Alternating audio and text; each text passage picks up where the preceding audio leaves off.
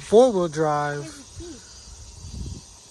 Oh yeah, this one didn't open. That's right, we don't have the key for this one, but it's hella cheap. No AC, 5-speed, four-wheel drive. It's got one dent here. These tires are pretty clean. Yeah. And then it's got the notorious rust underneath the windshield molding. The bed? The bed? Yeah. It's pretty white. Pretty pearly. Yeah. This one's not bad. It just doesn't have AC. I mean, couldn't you put AC in it? Yeah, if your name was Ron Cox, maybe. Maybe. Oh yeah, and then this one's got the huge dent up here. I don't know about this one. It's got a pretty big dent there.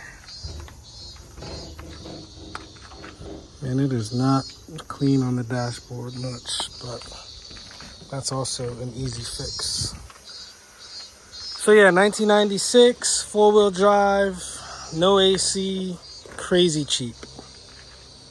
Crazy cheap. All right, cool. We'll end it here with this one.